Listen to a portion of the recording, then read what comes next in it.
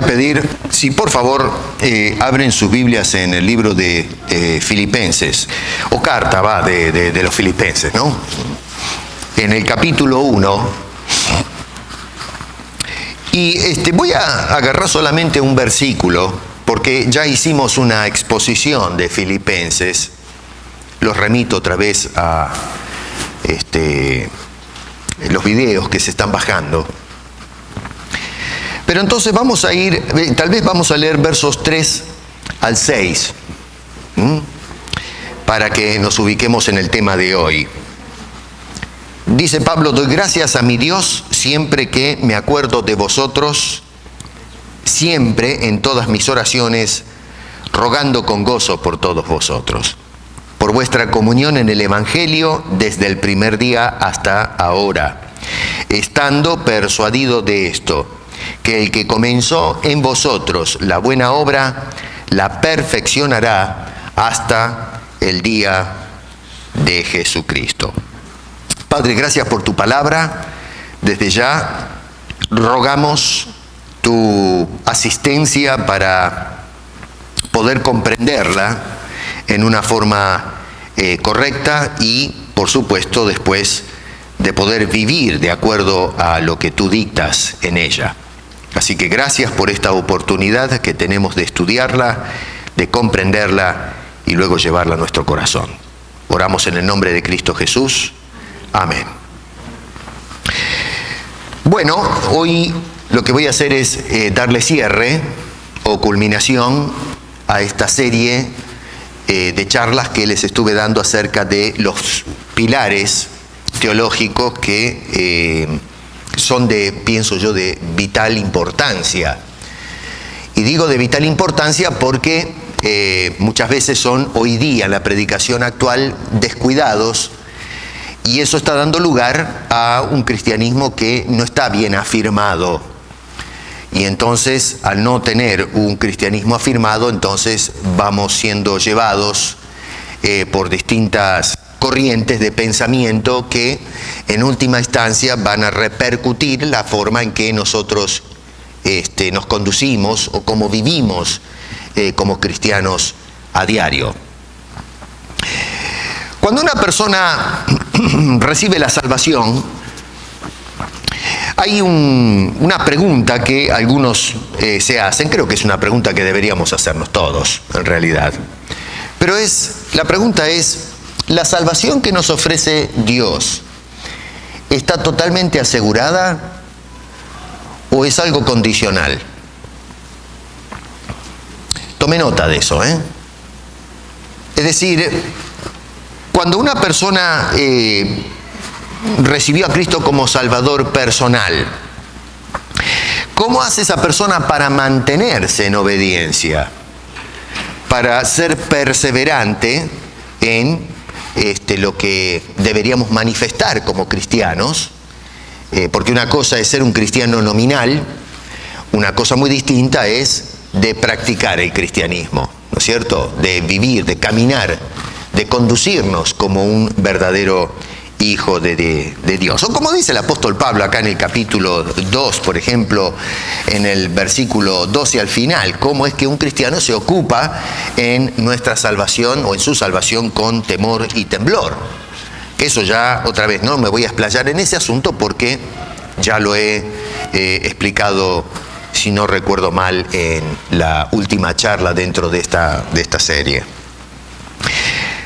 Desafortunadamente, y me duele decir esto y verlo como una realidad vigente, el cristianismo se ha dividido en torno a esta pregunta. Porque hay personas que sostienen que la salvación no es algo seguro. Vale decir que si nosotros llegamos a aceptar a Cristo Jesús, es un asunto en puntos suspensivos. Desde el momento en que nosotros aceptamos a Cristo y cometimos algún error, bueno, sonamos. Ahí estamos en problemas. Hemos caído de la gracia, se usan estos términos, hemos perdido la salvación.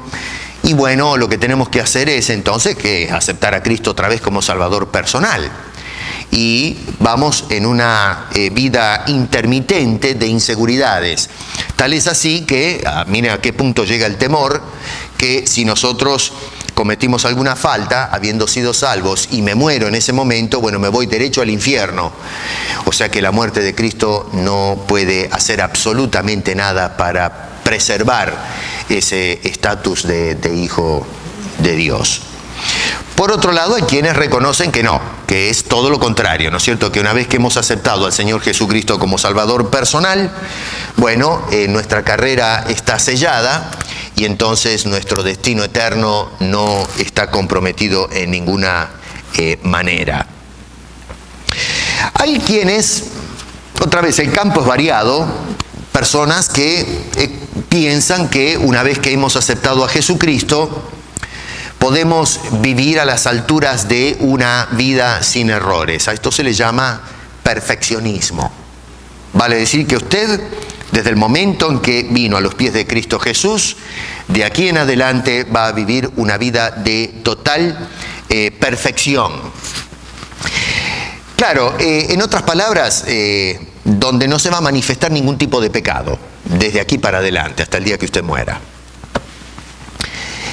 La realidad con esa postura es, hay mucho para hablar de eso, no me voy a entretener ahora haciendo un análisis exhaustivo de esta postura teológica, pero no encontramos el aval firme de las Escrituras en ese asunto. Usted no va a encontrar en el Nuevo Testamento, y cuidado, cierto, que se usan pasajes bíblicos para justificar esta postura, pero en líneas generales notamos que la Biblia no nos enseña que después de haber aceptado a Cristo como Salvador personal, ya está, ya estoy completo.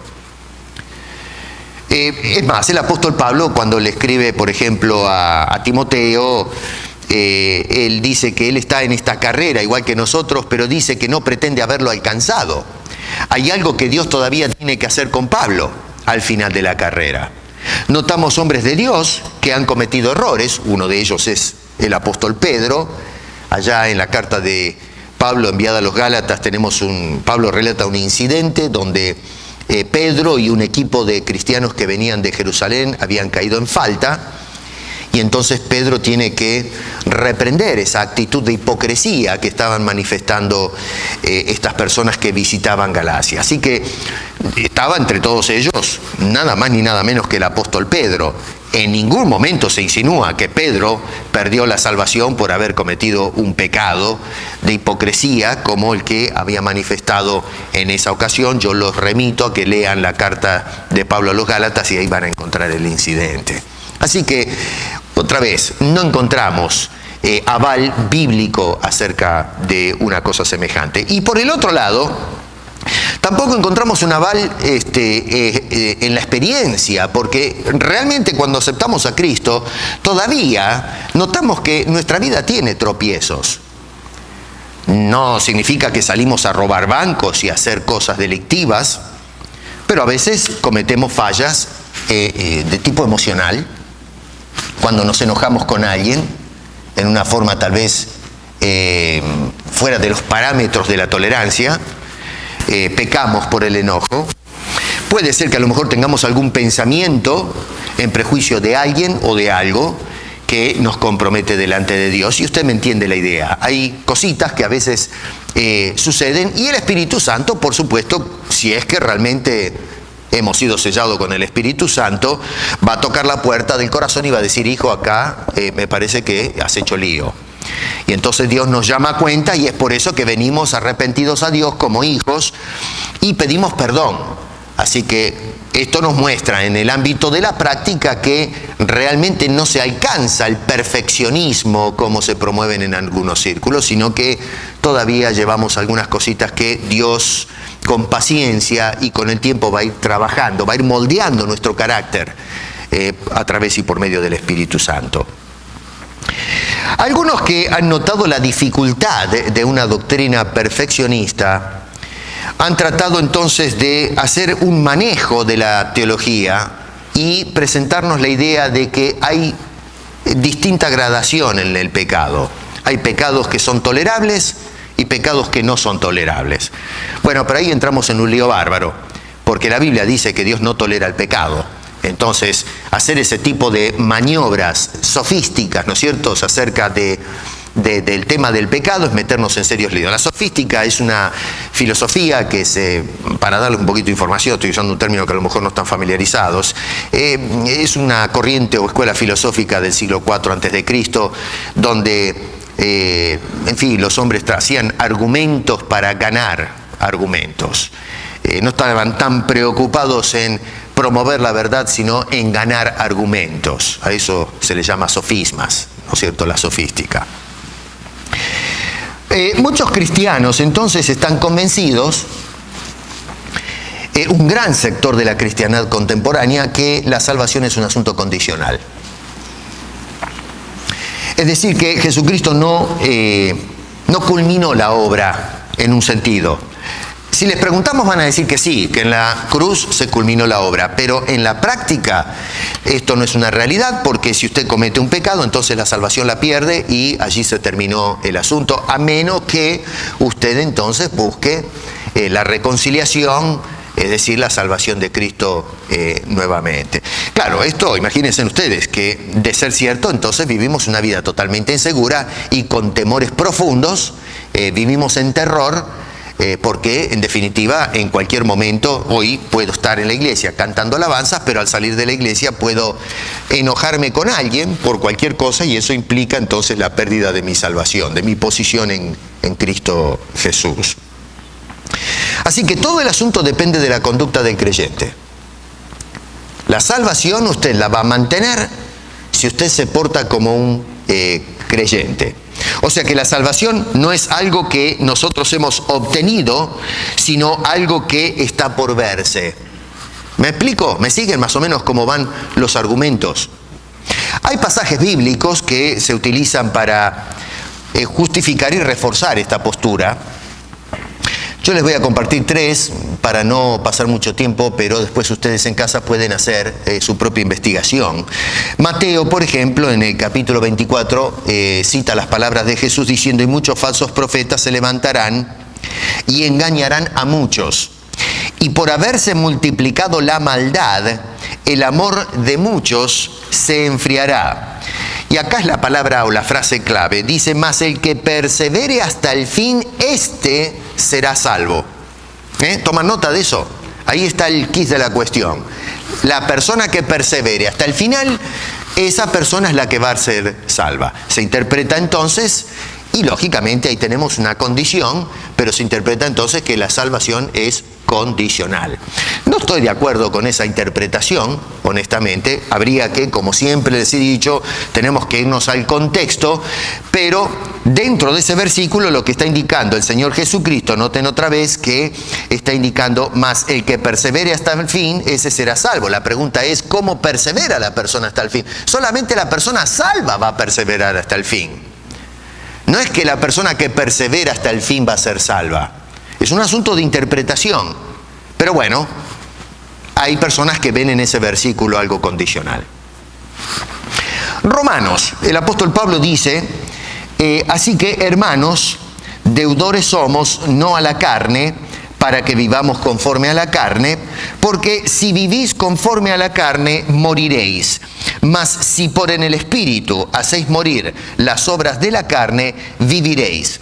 Porque todos los que son guiados por el Espíritu de Dios, estos son hijos de Dios. Otra vez, acá tenemos aparentemente otro condicional. No cabe duda que Pablo acá está escribiendo a los cristianos, no a los incrédulos. Y tenemos entonces a Pablo diciendo esta tremenda declaración: si vivís conforme a la carne, moriréis. Si viven al Espíritu, otra vez un condicional. Entonces ahí es cuando vivirán. Eso está en Romanos capítulo 8. Lo mismo sucede con la carta, o la primera carta enviada por Pablo a los Corintios. En el capítulo 15 dice: además os declaro, hermanos, el evangelio que os he predicado, el cual también recibisteis, en el cual también perseveráis, por el cual asimismo, si retenéis la palabra que os he predicado, sois salvos. Si no creísteis, en vano. Una vez más, hago énfasis o subrayo en este caso, eso está en el verso 1 y 2 del capítulo 15 de Primera de Corintios. Si retenéis la palabra que os he predicado, sois salvos. Pero luego termina diciendo: si no creísteis, en vano. Ojo con esa última frase, que no se mira. Se mira la anterior, pero no esa. Pero en líneas generales estos pasajes y muchos otros a través de la Biblia nos muestran un condicional. No cabe la menor duda, ¿no es cierto?, que se inserta algo de condición en cuanto a la salvación se refiere. Ignorar esto es ignorar francamente las Escrituras, está ahí. Ante todo, déjenme decirles que de estos tres pasajes y todos los pasajes que leemos que se pueden utilizar como aval de que la salvación se pierde, ninguno de estos pasajes, al leerlos con justicia, hablan de la salvación como una posibilidad de perderse. Tome nota de lo que le estoy diciendo. Ninguno de estos pasajes, en su contexto, están enseñándonos una doctrina de que tal salvación recibida en Cristo Jesús, hay posibilidad de perderla. Eso es algo que nosotros insertamos en el texto, es una idea preconcebida, y entonces, claro, observamos estos versículos y por deducción, o a veces inducción, sacamos el concepto de que se está hablando de una salvación condicional. Pero en el contexto general, en todos esos pasajes, ninguno de ellos habla de la pérdida de la salvación, se habla de cualquier otra cosa.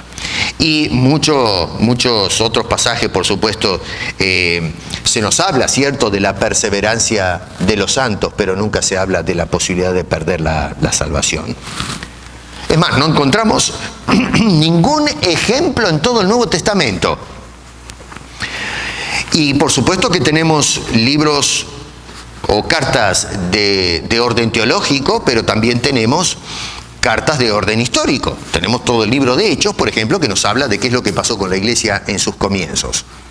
No se encuentra un episodio, una persona mencionada que haya salvación. Y los desafío, vayan, siéntense con cuidado, papel y lápiz en mano, abran su Nuevo Testamento y comiencen a leer desde los Evangelios hasta el final. Evangelio es un poco diferente, pero si quieren agarren el libro de Hechos, ya cuando Jesucristo es predicado ahora abiertamente como el Salvador, y usted no va a encontrar, le aseguro que no va a encontrar, haga la prueba, un solo incidente de una persona que haya perdido la salvación. Si usted encuentra a alguien, tal vez agarra a alguien y dice, bueno, pero ¿y qué de Simón el mago, ¿no?, en el libro de Hechos? No, estamos hablando de personas que han sido salvas, no de personas que nunca fueron salvas. Una persona que nunca fue salva, nunca perdió la salvación, ya está perdido. Estamos hablando de personas que han recibido a Cristo como Salvador personal. No hay un solo incidente en todo el Nuevo Testamento que se nos diga que esa persona, ese alguien, haya perdido la salvación. Se dice que o obtuvo la salvación o la rechazó por completo. Y ese es el final del asunto. Al contrario, si ustedes se van, por ejemplo, a Romanos en el capítulo 8, yo pienso que este es un pasaje que para mí es un caso serio. No sé, como muchas veces vivimos en el terror pensando que esa salvación es condicional, cuando el apóstol Pablo, el que nos habla de la salvación, nos está diciendo que vivamos seguros porque no hay nada que nos pueda separar de Dios. Este Señor dice en el verso 37 del capítulo 8 de Romanos, antes, en todas estas cosas, y eso, bueno, hay que leer el contexto, esto por amor a la brevedad ahora no lo voy a mirar, ya hemos hablado en otra ocasión de este pasaje, dice, ante todas estas cosas, somos más que vencedores por medio de aquel que nos amó. Y estas palabras que vienen ahora son impresionantes. Dice, por lo cual estoy seguro de que ni la muerte, ni la vida, ni ángeles, ni principados, ni potestades, ni lo presente, ni lo porvenir, ni lo alto, ni lo profundo, ni ninguna otra cosa creada nos podrá separar del amor de Dios que es en Cristo Jesús, Señor nuestro. Esto es impresionante. Pablo lo que está tratando es de inyectar confianza, seguridad a los creyentes de Roma. No una vida insegura y de terror, de que mi salvación es condicional, que está guardada en un frasco de cristal y no debo tropezar para que no se caiga y se parta, sino al contrario, este hombre está diciendo, no hay absolutamente, una vez que hemos sido agarrados del amor de Dios, en el contexto este hombre dice que a los que aman a Dios todas las cosas les ayudan a bien, Una vez que hemos sido atrapados por el amor de Dios, y el amor de Dios es manifestado de una forma extraordinaria en la cruz del Calvario, no hay absolutamente nada que nos separe de ese amor profundo, eterno de Dios. Estas son tremendas palabras de consuelo. Pero bueno, hay personas que deciden callar a Pablo y aceptar un punto de vista condicional de una vida insegura, un derrotero incierto en cuanto a la vida cristiana se refiere. Acá nos podemos hacer algunas preguntas. A ver, ¿cómo es que una persona que ha sido salva persevera en la vida cristiana? ¿Cómo sucede ese fenómeno? ¿Cómo es que, si yo acepté a Cristo personal, cómo es que me mantengo salvo? ¿Cómo es que me mantengo perseverante en ese asunto? Porque si Pablo me dice que no hay nada que nos separe de ese amor de Dios, a veces nosotros vemos personas que se caen. La realidad es que hemos visto cristianos que han dado su declaración de fe, ¿no es cierto?, en el púlpito, y de repente los vemos pero perdidos otra vez en el mundo. Y cuando observamos eso decimos, pero a ver, ¿esta persona va a entrar al cielo o perdió la salvación? ¿Qué es lo que pasó con este individuo? Y preguntarnos, bueno, pero si realmente fue salvo, ¿por qué no persevera como hijo? O si hay alguna otra realidad que se me está escapando en la consideración. Es decir, ¿enseña la Biblia realmente que el hombre recibe la salvación por gracia y la mantiene luego por obras?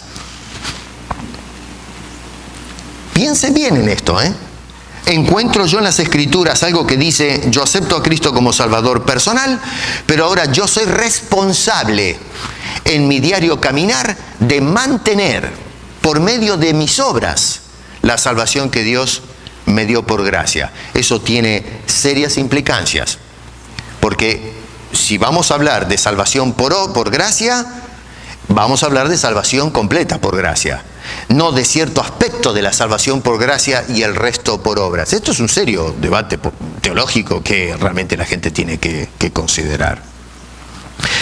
Ahora bien, depende cómo nosotros miremos la Escritura en forma panorámica, vamos a arribar a diferentes conclusiones. Volvamos al ejemplo del papel y el lápiz. Hay personas que agarran, por ejemplo, una concordancia. ¿Saben lo que es una concordancia? Y agarran la concordancia y buscan todos los pasajes bíblicos en donde se hable, por ejemplo, de que las personas por haber desobedecido a Dios han sido castigados. Y claro, se van al Antiguo Testamento y van a encontrar una cantidad enorme de pasajes bíblicos en donde vemos a Israel habiendo sido rescatado de una cantidad de situaciones comprometidas y Dios devolviéndoles promesas, y entonces después desobedecen y vuelven a tropezar y a caer, y vemos este circuito histórico, ¿no es cierto?, y existencial en el pueblo de Israel. Vamos a ir al Nuevo Testamento y también vamos a encontrar pasajes en donde dicen, si obedeces vas a ser bendecido, si no obedeces, bueno, vas a tener problemas. Estoy parafraseando, pero más o menos vamos a hacer una larga lista. Y podemos armar todo un manual de teología diciendo que definitivamente la Biblia dice que si obedecemos vamos bien, si desobedecemos las cosas nos van a ir mal. Bien, bárbaro, eso está bien. Pero resulta que si agarramos y hacemos una lista de ese tipo, pero vamos a ignorar todos los otros pasajes bíblicos que hablan de una intervención divina para que la persona obedezca, una persona sea perseverante en las cosas del Señor, entonces vamos a tener una teología desbalanceada. Nosotros agarramos un papel y un lápiz y ciertamente podemos hacer una larga lista de pasajes en donde se habla de bendiciones si obedecemos y castigos si desobedecemos. Pero también hay una larga lista de pasajes y podemos hacer otra lista en donde se nos habla en la Biblia que hay situaciones en que Dios interviene en la vida, en el corazón de la persona para llevarlo a la obediencia. ¿Cómo nosotros compatibilizamos estos dos conceptos? Y bueno, es difícil, es un asunto serio. Vemos una intervención divina y vemos la responsabilidad humana interaccionando. Esto es un misterio que muchos se están rompiendo la cabeza tratando de ver cómo funciona el asunto. Pero bueno, aunque no resolvamos cómo funciona esta interacción, la realidad es que la Biblia lo presenta así. Déjeme que le presente un ejemplo. Ya toqué este pasaje varias veces y lo toco a propósito porque ya estamos un poco familiarizados con él. Y me refiero a Ezequiel. ¿Se acuerdan que dijimos en Ezequiel en el capítulo 36 que el pueblo de Israel había ofendido a Dios? Profanaban las naciones el nombre de Dios por la conducta dispar del pueblo de Israel. Y entonces Dios les dice a este pueblo: os daré corazón nuevo. Tome bien nota de lo que dice este pasaje bíblico. Os daré corazón nuevo y pondré espíritu nuevo dentro de vosotros y quitaré de vuestra carne el corazón de piedra y os daré un corazón de carne y pondré dentro de vosotros mi espíritu. Y ahora quiero que tome nota lo que viene a continuación.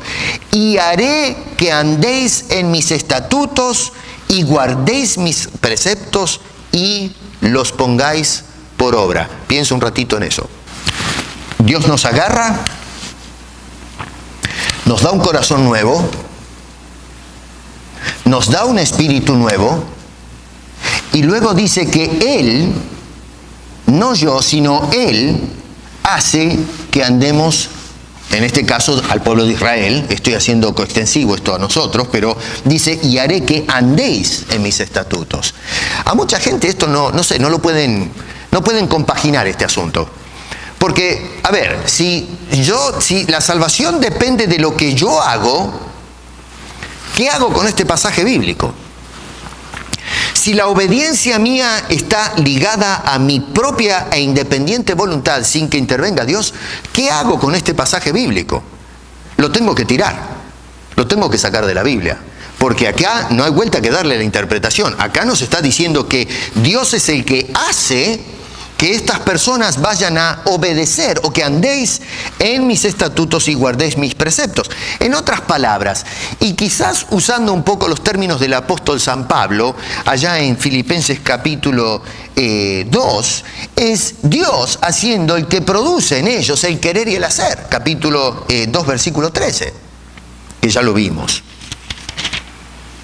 Vale decir que la idea de la intervención divina para hacer que el creyente actúe de cierta forma está tanto en el Antiguo Testamento, en este pasaje de Ezequiel y muchos otros. Yo agarro pero hay otros pasajes.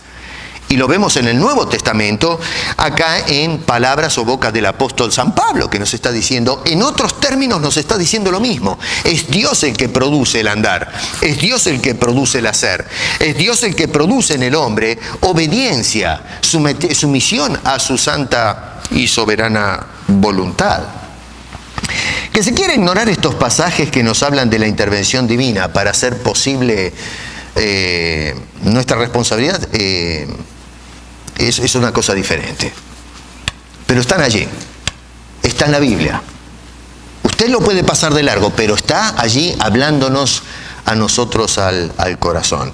No cabe duda, cuidado, no me malentienda, no cabe la menor duda que se está incluyendo la responsabilidad humana cuando Dios interviene.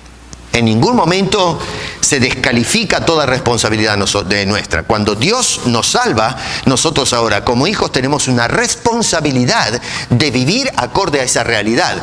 Pero vivimos manifestando lo que ahora somos.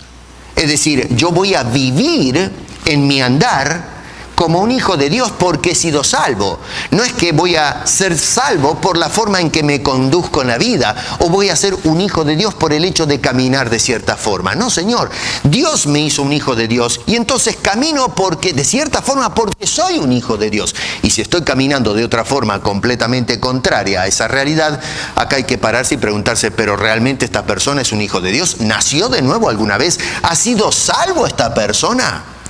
Porque si vemos una conducta que nos lleva al punto de que probablemente esta persona perdió la salvación, es porque esa persona a lo mejor nunca fue salvo en un principio.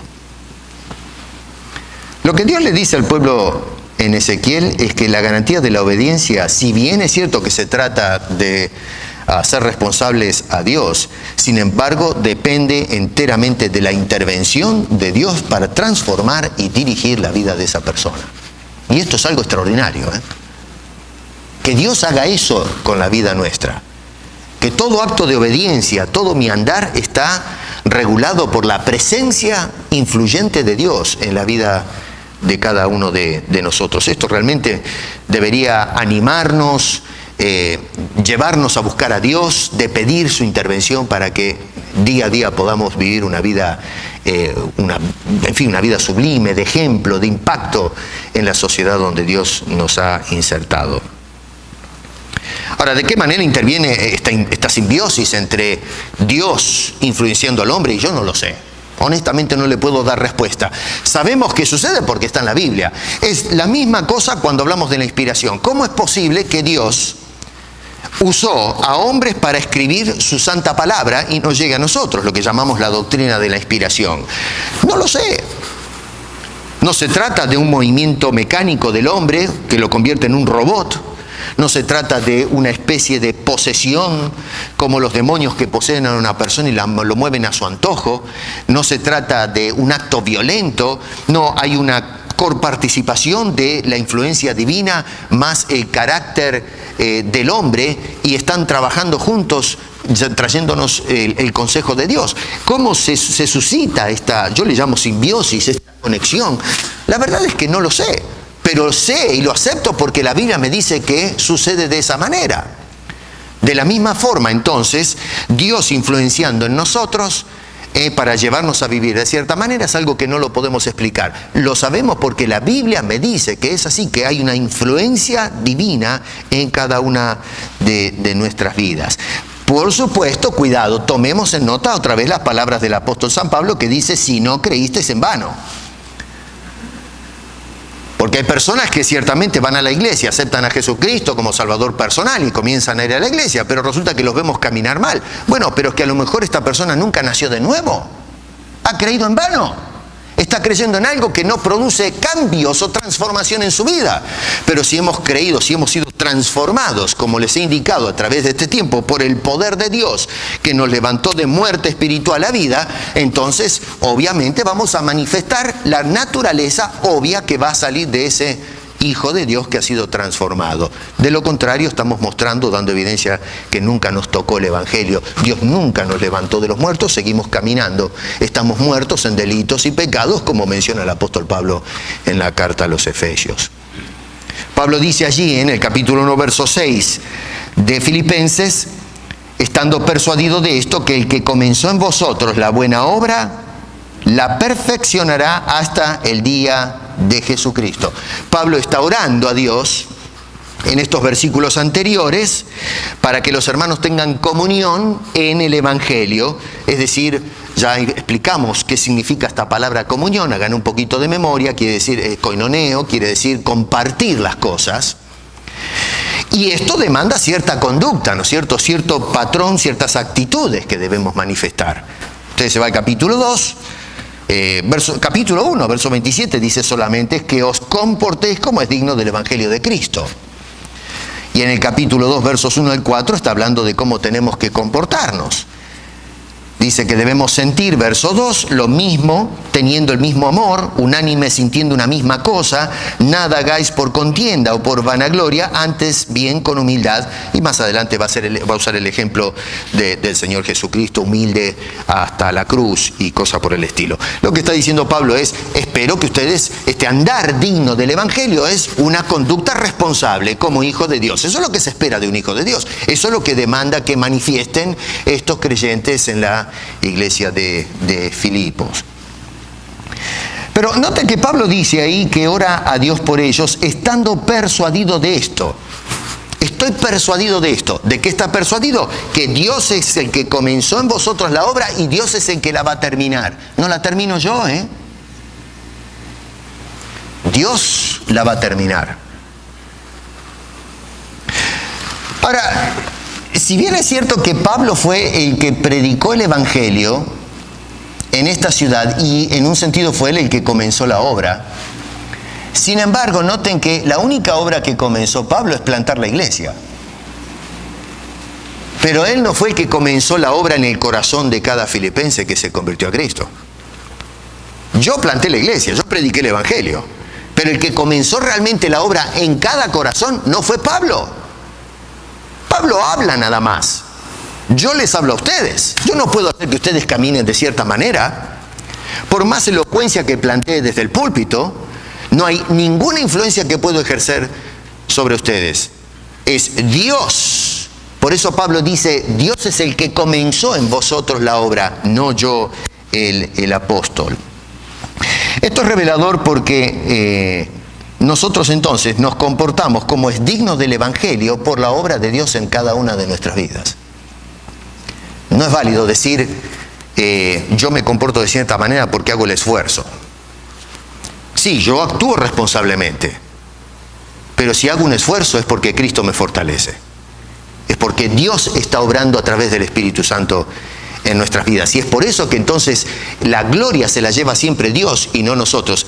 Argumento que Pablo plantea cuando habla el tema de la salvación en Efesios, que dice, por gracia sois salvos por medio de la fe, y esto no de vosotros. Y luego se acuerdan en el verso 9 que dice, no para que ninguno se gloríe en sus méritos, sino en los méritos de Dios en la vida de la persona. Glorificamos a Dios en el principio de la salvación y glorificamos a Dios en todo el proceso que viene después.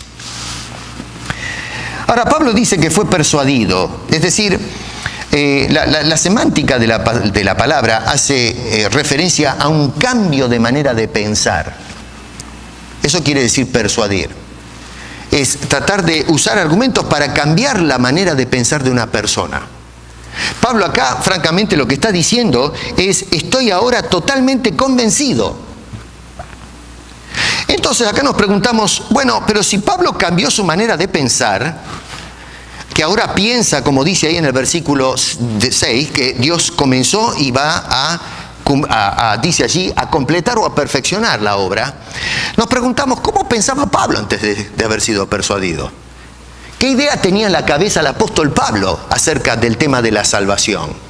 Porque, insisto, fue convencido ahora, por Dios obviamente, de otra cosa. Pero entonces, ¿qué creía Pablo antes de ser persuadido de creer esa otra cosa? Lamentablemente no tenemos a Pablo sentado adelante nuestro. Me encantaría poder tener una conversación franca con Pablo y decirle, a ver Pablo, ¿cómo pensabas? Pero nos queda el registro bíblico, donde a lo menos en esta carta, por ejemplo, nos da más o menos una idea del Pablo antes de conocer a Cristo. ¿Cómo pensaba este señor? Fíjense un poquito ahí en el capítulo 3 de la misma carta, versos 5 y 6. Pablo era circuncidado al 8º día, del linaje de Israel, de la tribu de Benjamín, hebreo de hebreos, o sea, yo era de pura cepa, dice este señor, y dice, en cuanto a la ley, fariseo. ¿Qué quiere decir eso? Fanático, testarudo, duro, rígido. Era un fariseo recalcitrante. En cuanto a celo, perseguidor de la iglesia, o sea, que era un judío que defendía mi religión a palazos. Si alguien predicaba lo contrario, le daba leña, ¿no es cierto? Y en cuanto a la justicia, que es en la ley irreprensible. Es decir, la idea de que uno, mediante el cumplimiento de la ley, se mantiene salvo.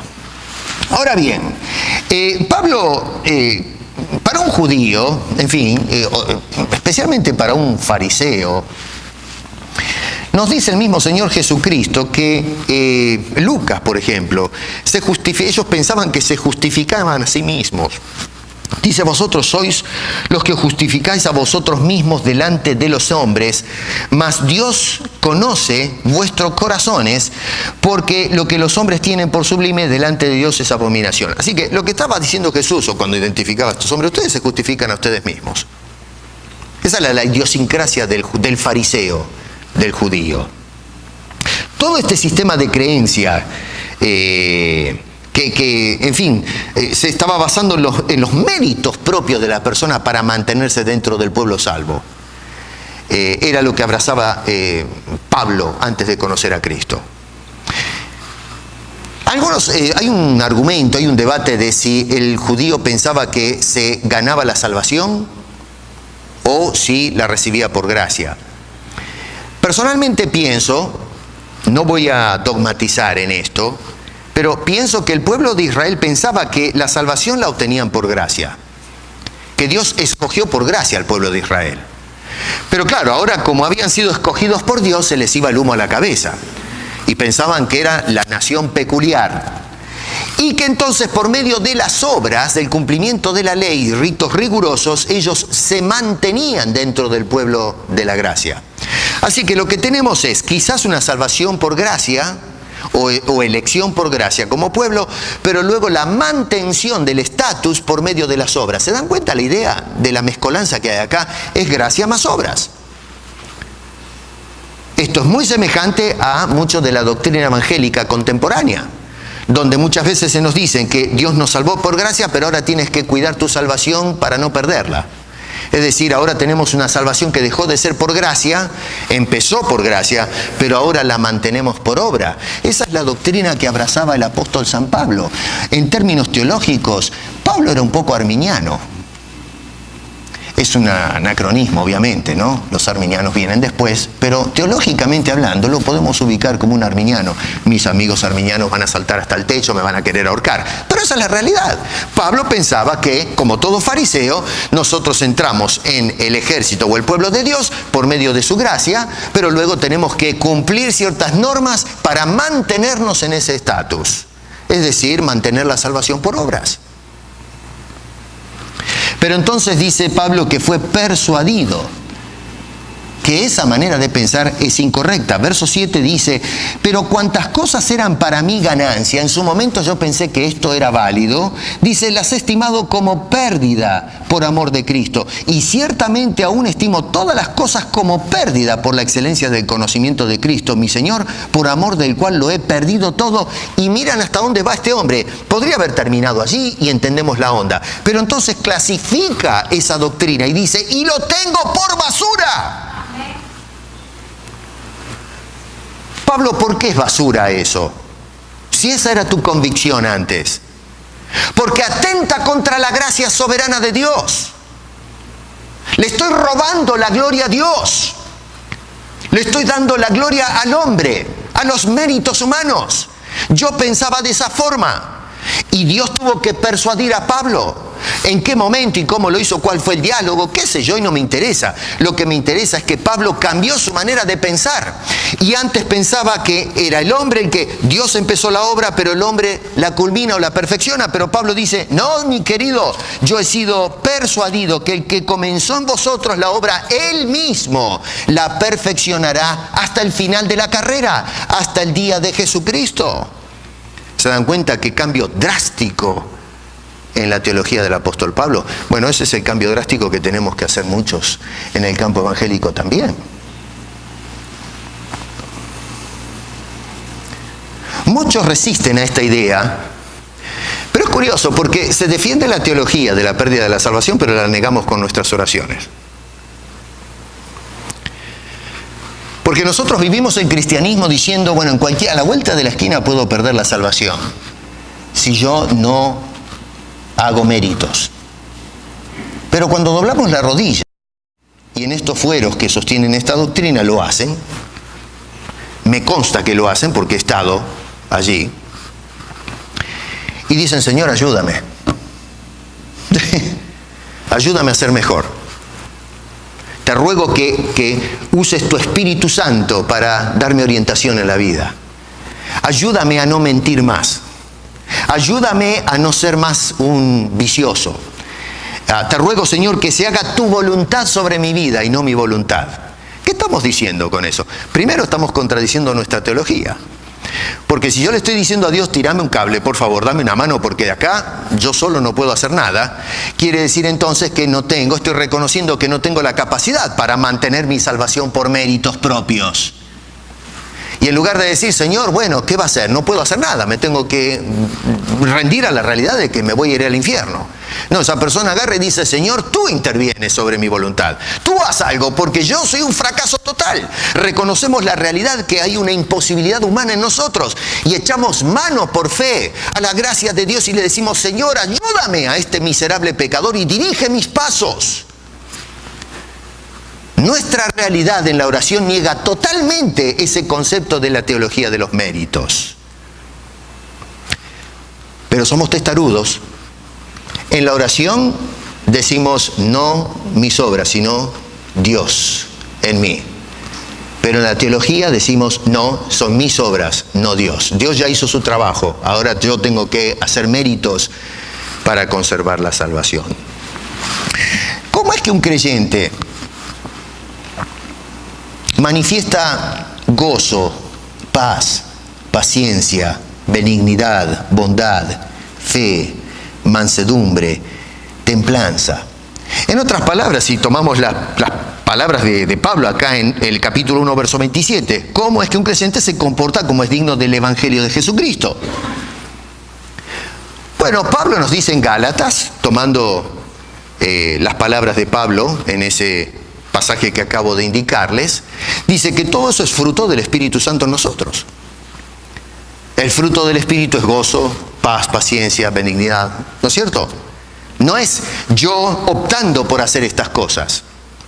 No es un mérito mío cuando yo manifiesto bondad, benignidad, paciencia y todas estas cosas. Dice que es fruto del Espíritu de Dios con el cual hemos sido bautizados o sellados en el momento de la conversión. Y ahora entonces es Dios produciendo en nosotros estas cosas. Es la obra de la gracia soberana de Dios en cada uno de nosotros. Por eso es que el cristiano persevera en la vida cristiana. Persevera porque el hombre solo no puede hacer nada sin Dios. Es Dios ahora obrando en nosotros. Por eso Pablo al final de esta preciosa carta dice, todo lo puedo en Cristo, que me fortalece. No dice, todo lo puedo yo, Pablo, después de haber sido salvo. Dice, todo lo puedo ahora en Cristo, que me fortalece. No en la cruz, sino después de la cruz. Hermano querido, Dios preserva a sus hijos. Dios nos guarda en una forma sobrenatural.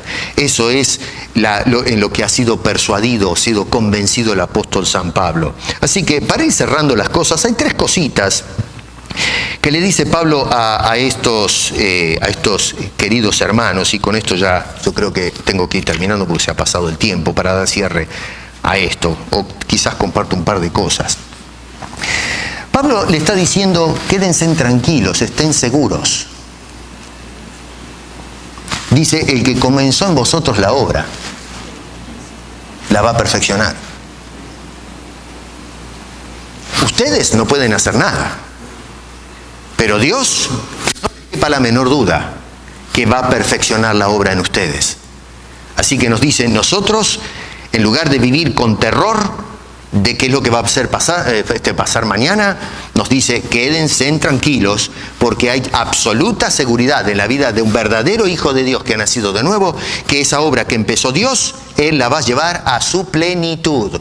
Si nosotros insertamos la idea de que puede perder la salvación, estamos en un problema, porque entonces Dios no puede terminar la obra como dice acá. No tenemos la seguridad. Pablo nos está engañando. En realidad comenzó en vosotros la obra y quizás la perfeccionará hasta el día del Señor. Pero Pablo nos dice, quizás, a lo mejor, veremos, depende de ustedes. No, Señor. Pablo está diciendo que el que comenzó, Él es el que va a perfeccionar eso. Y claro que hay una intervención de la responsabilidad nuestra de ceder a la dirección del Espíritu Santo. Ya lo he explicado, no estoy negando esa realidad. Hay una dupla, una intervención mancomunada entre la soberanía y la gracia de Dios y la responsabilidad del individuo. Pero la voluntad del hombre no se sobrepone sobre la voluntad de Dios. La segunda cosa, y aquí los dejo, es las garantías. ¿Qué garantía tengo yo que una vez que he sido salvo en Cristo Jesús, voy a seguir salvo? Bueno, la garantía es Dios.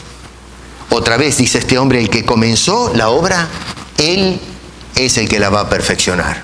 No me perfecciono a mí mismo. Dios nos perfecciona a cada uno de nosotros. Esto es lo que en el ámbito de la teología llamamos la gracia perseverante de Dios. Es esa gracia que actúa en nosotros y que nos hace continuar como hijos de Dios, perseverar en la vida cristiana. Si nosotros vemos a una persona que dice que es cristiano, pero desafortunadamente lo vemos andar como un no cristiano, bueno, acá hay una realidad. Esa persona quizás nunca fue salvo. está perdido.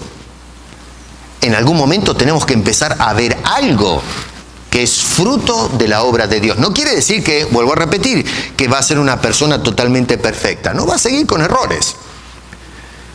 Pero algo que es de la obra de Dios en su vida lo vamos a encontrar. Tiene que haber algún cambio. Todos nosotros acá que somos nacidos de nuevo, hay gente que hemos conocido antes de haber aceptado a Cristo, que después de haberlo aceptado dice, pero ¿qué es lo que te pasó? ¿O no? No le han dicho, usted estás distinto. Nuestros padres que nos digan, ¿qué pasó con vos? Estás distinto, estás mejor que antes.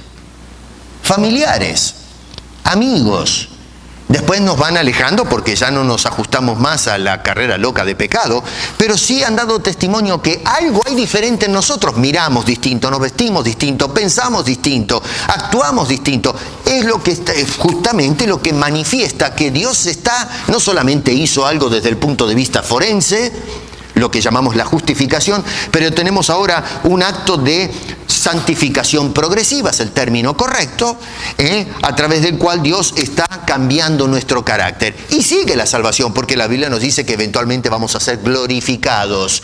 O sea que todo el proceso comenzó en la cruz, ciertamente, con un acto de la justicia divina, un acto forense, se nos dio el perdón por nuestros pecados, pero luego la salvación comienza cuando Dios va trabajando y moldeando nuestro carácter, nuestras personas, como el divino alfarero que le da forma al barro. El barro no comienza, no es el alfarero buscando el barro, dejándolo en la rueda y el barro se va formando solo. Tiene que trabajar constantemente hasta terminar el producto. Bueno, Dios como divino alfarero comienza la obra de este barro y se dedica con sus preciosas manos a través del Espíritu Santo a darnos la forma que Él espera de nosotros. Él es el que lleva adelante ese trabajo.